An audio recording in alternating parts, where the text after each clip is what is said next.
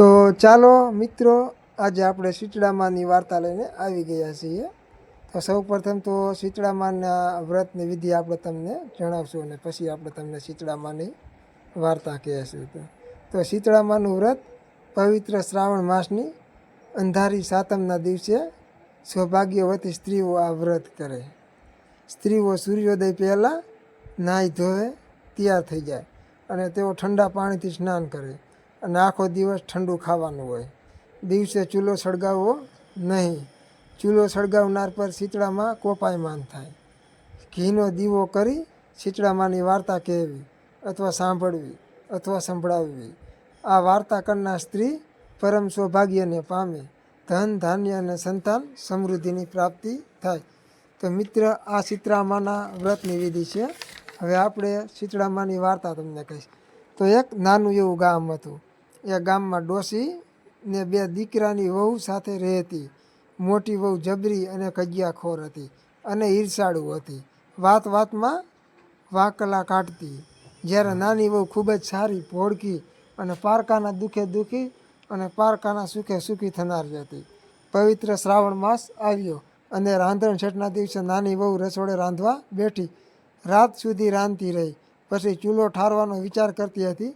ત્યાં તેને જે પારણે તેનો પુત્ર સુવડાવેલો હતો તે ઉઠી ગયો અને પછી તો તે પુત્રને લઈને ખાટલા ઉપર સૂઈ ગઈ અને એવામાં તો તે ભૂલી જ ગઈ ચૂલો ઠારવાનું. રાત થતાં શીતળામાં આવ્યા. ફરતા ફરતા શીતળામાં નાની વહુના ચૂલે આવ્યા અને ચૂલામાં મંડ્યા આરોટવા.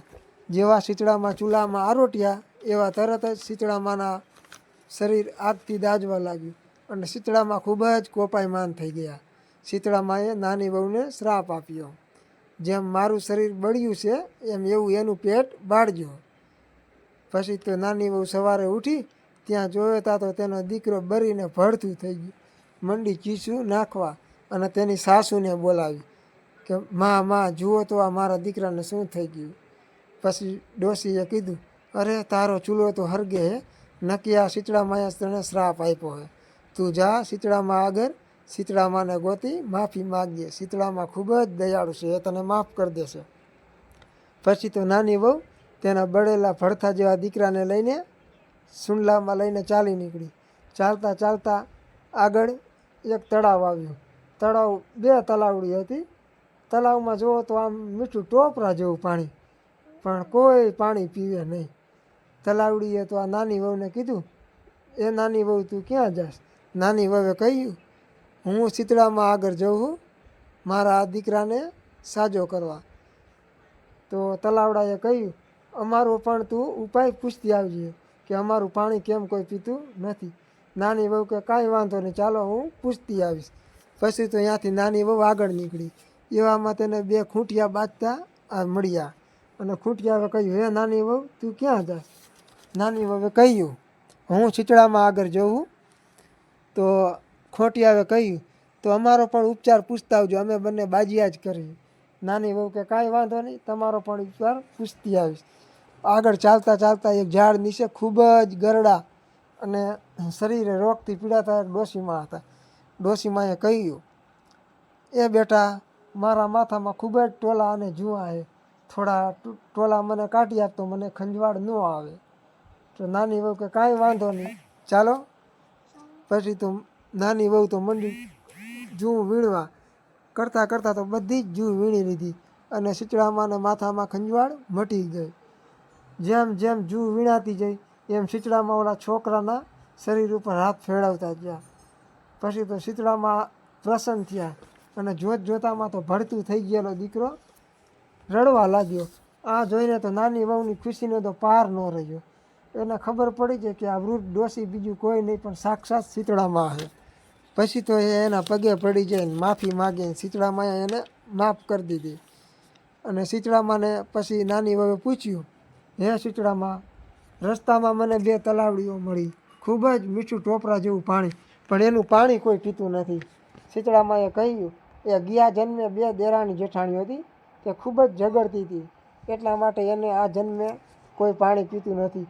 તું અહીંયા જઈ એક ખોબો ભરીને પાણી પીજે એટલે તલાવડીનું પાણી બધા પીવા માંડશે અને મીઠું અમૃત જેવું થઈ જાય.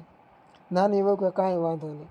અને શીતળામાં રસ્તામાં મને બે આખલા ઝઘડતા મળ્યા. શીતળામાં એ કહ્યું એ આખલાઓને ગળે ઘંટીળો બાંધેલો હે, એ તું છોડી લેજે એટલે તે બાજતા બંધ થઈ જાય. નાની વહુ કે કાંઈ વાંધો નહીં. પછી તો નાની વહુ શીતળામાના પગે લાગીને ચાલી નીકળી. ચાલતા ચાલતા પેલા આખલાઓ આવ્યા. આખલાઓના ગળે જે ઘંટડા હતા એ છોડી લીધા તો આખલાઓ બાજતા બંધ થઈ ગયા. પછી ચાલતા ચાલતા વચમાં પેલી તલાવડી આવી. જેવું તલાવડીમાંથી પાણી પીધું ત્યાં તો તલાવડીમાં કેટલાય પક્ષીઓ આવી ગયા અને મીંડા તલાવડીમાં તરવા અને પાણી પીવાના આ બધું જોઈ તલાવડી ખૂબ જ આનંદિત થઈ ગઈ. પછી તો નાની વહુ ઘરે આવી તેના દીકરાને તેને સાસુને આપ્યો તો તેના સાસુ તો ખૂબ જ રાજી થઈ ગયા. મોટી વહુ આ બધું જોતી હતી અને તેને થયું કે આ શીતળામાને જોઈને આવી તો મારે પણ શીતળામાને. પછી તો મોટી વહુ ઈર્ષાખોર હતી, એને પણ થયું કે મારે પણ શીતળામાને મળવું છે. પછી એને આમ કરતાં કરતાં બીજો શ્રાવણ માસ આવ્યો અને રાંધણ છઠ આવી. મોટી વહુ તો રાંધીને મોડે સુધી રાંધ્યું અને જાણી જોઈને સૂઈ જઈ કે આજે શીતળામાં આવ્યો એટલે મારે પણ શીતળામાને મળવું છે. પછી તો શીતળામાં મોડી રાત્રે આવ્યા. જેવા ચૂલામાં આરોટ્યા એવું શીતળામાનું શરીર દાઝ્યું.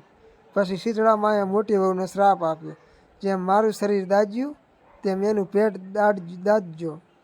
જ્યાં સવારે મોટી વહુ ઉઠી ત્યાં તો તેનો દીકરો બળીને ભડથું થઈ ગયો, મંડી રડવા. પછી તેની સાસુએ વાત કરી કે આ શીતળામાં તારા ઉપર કોપાયમાન થયા, તું આને લઈને શીતળામાં આગળ જા, શીતળામાં તને સજીવન કરી દેશે. પછી તો મોટી વહુ લઈને ચાલી નીકળી. ચાલતા ચાલતા તલાવડી આવી. તલાવડીએ કહ્યું એ બાઈ ઊભી રહે, તું ક્યાં જાસ? બાઈએ કહ્યું હું તો કાંઈ નવરી નથી, હું તો મારા દીકરાને લઈને શીતળામાં આગળ જઉં છું તેને સજીવન કરવા, હું કાંઈ તારી વાત સાંભળવા નવરી નથી. એમ કહીને ત્યાંથી ચાલી નીકળી. ચાલતા ચાલતા પાછા બે આખલાઓ આવ્યા. આખલાઓએ કહ્યું એ બાઈ ઊભી રહે, તું ક્યાં જાસ? મોટી વહુએ કહ્યું હું કાંઈ તમારી વાત સાંભળવા નવરી નથી, હું જઉં શીતળામાં. એમ કરીને એ ચાલી નીકળી. ચાલતા ચાલતા એક ઘટાદાર ઝાડની છાયા નીચે એક વૃદ્ધ ડોશી માથું ખંજવાળતા હતા. તેને મોટી વહુને કહ્યું એ બેટા, મને ખૂબ જ ખંજવાળ આવે છે, મારા માથામાંથી જૂ કાઢી આપને.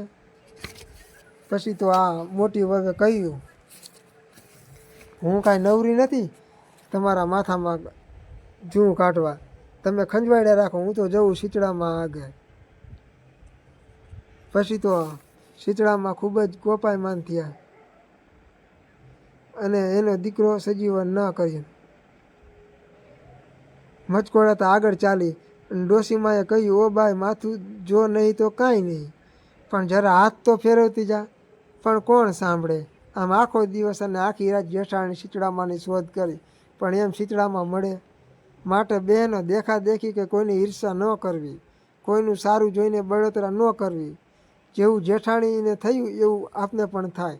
કર્મ આપણે કરીએ છીએ અને તેનું ફળ આપણે ચોક્કસ ભોગવવું જ પડે. કોઈ સારું થતું હોય તો ટાપુ કરીને આમ કરી છૂટવું, પણ નકારો ન કરવો. બને તો દાન દક્ષિણા આપવી, ભૂખ્યાને ભોજન આપવું, તરસ્યાને પાણી આપવું. એમ કરવાથી માતાજી આપણા પર ખુશ થશે. જેઠાણી શીતળામાને ઓળખી ન શકી અને રખડીને રોતી કકડતી ઘેર પાછી આવી. સાસુ પાસે ઢગલો થઈને પડી. સાસુએ તેને શિખામણ આપી, વહુ અજાણતા થઈ ગયેલી ભૂલ માફ કરે, પણ તે જાણી જોઈને ભૂલ કરી એ શીતળામાં કદી માફ ન કરે અને વળી તારો સ્વભાવ પણ એવો જ છે. તો જય શીતળામાં. જેમ નાની વહુને ફળ્યા તેમ વ્રત કરનાર, સાંભળનાર, વાર્તા લખનાર અને વાંચનાર બધાને ફળજો. જય શીતળામાં.